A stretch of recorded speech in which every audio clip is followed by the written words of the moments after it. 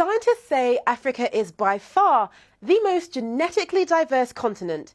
Almost all of the non-African populations of the world are descended from one group of humans who migrated from the continent roughly 50,000 years ago. This means that a majority of humans and their genetic information stayed in Africa. As a result, the widest range of genetic data is found in today's African populations. However, African DNA makes up less than 2% of the data used in medical research. That seems wrong, right?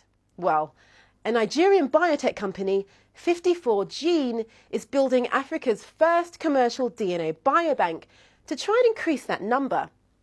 Now, why is this so important? When you're looking at discovering new drug, what is valuable is what you call genetic variation.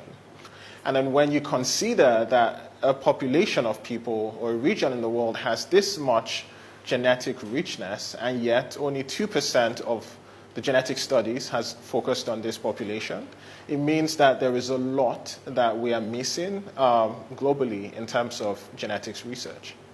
Well, genetic research is essential to medical advances, but without African DNA, data studies are restricted and treatment discoveries are less likely to help patients of African origin.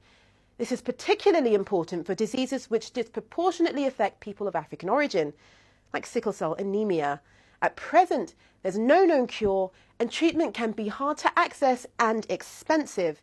Sickle cell is known to be more common in West Africa. So if we can be in charge of that data, we send the data, we get drugs discovered, then it gets to us faster. If we provide that data that can help with discovery of drugs for sickle cell, we're trying to bridge that gap so that we have more genetic data out there so that we can begin to do drug discovery using African samples. The gathering of this data on the continent could one day lead to medical breakthroughs which would benefit the whole world.